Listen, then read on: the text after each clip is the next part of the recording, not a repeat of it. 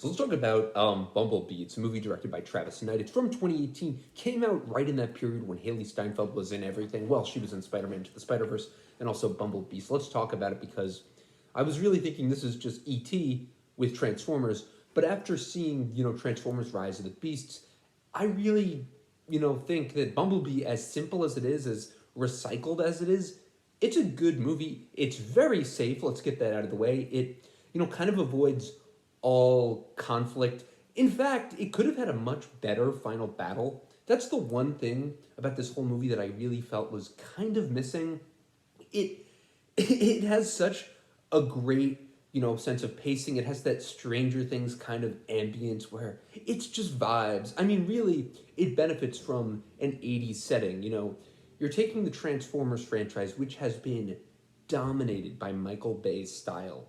And I'll be honest with you guys, I mean, I don't know if I put out any reviews on it, but Michael Bay has a distinct signature and a distinct voice. It's very loud, it's very sexualized, it's very violent, but cool. Like, honestly, his Transformers films, as messy and bloated as they are, I would say Transformers 2007 and Transformers Dark of the Moon are both like ridiculously fun movies. They take toys, and by the way, Mattel is developing 45 films based on their products. I mean, that's what the MCU has done to cinema. But Michael Bay would actually take toys and he would make these crazy stories out of them. But it was Spielberg who had told him originally, just make the movie about a boy and his car. And that's how Transformers became Transformers in 2007. Now, Bumblebee does the same format.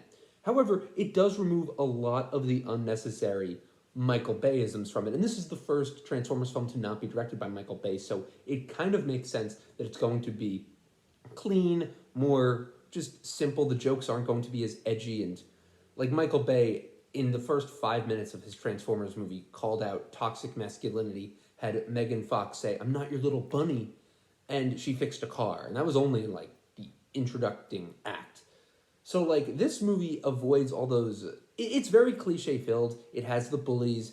It has a girl who's kind of awkward. Perfectly, Haley Steinfeld's perfectly cast in this, and it's about a girl who just wants to be accepted and live her life. And of course, she has like a stepfather who literally gives her a book for her birthday that's like How to Smile. Her parents and brother, they're like something out of a network sitcom here. I mean, they're just so like bland. But this is purposely designed. The movie's purposely designed to be as safe as possible. And honestly, I really think it works. I will talk about what I think could have been better. I think the finale, like I said, could have been better. It's literally just John Cena fighting to like take control of a like cell phone tower, and like a bunch of robots are trying to stop him. I thought the robots and the use of the 80s setting in the Cold War was really cool. I thought there's a lot of potential there. I thought that the voices of them were great. I really just like the design overall and the pacing. Like I said, Transformers films have such issues with pacing. The most recent one, it was horribly paced. I mean, I really didn't think there were too many characters. There wasn't enough character development. The jokes with Mirage and with just fitting Noah's storyline into it all. And then he has like a little brother who's sick and a mom, and all that just doesn't really work. But Bumblebee, it's so streamlined that it does work because you just have the simple story of a girl and her car, and now the car can transform into an alien. It's like E.T. where it's hiding in the garage. It's E.T. It's E.T. with John Cena fighting robots in a cell phone tower. But it works. So, I watched Bumblebee. I downloaded it on my iPad and watched it on Netflix on a plane. But I had seen it, once in 2018. But I just remember not being like a big Transformers fan at the time. So now watching it and kind of like having seen all these movies and kind of like knowing just what Transformers is and what what it what it takes to make a good Transformers movie.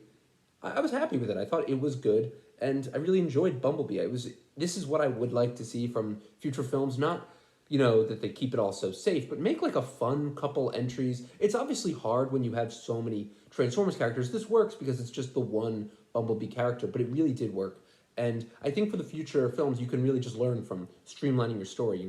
Making it about a family, or a family was to take care of a car, or then like they're protected by the cars. Like I feel like it loses all sense of itself when there's this whole battle, and then all of a sudden the people just become like, we have to fight the battle with them, because then it's just like, what? Like, these are aliens. It's better when you just treat them like they're aliens, and it's like E.T. It's the E.T. format. This was executive produced by Steven Spielberg.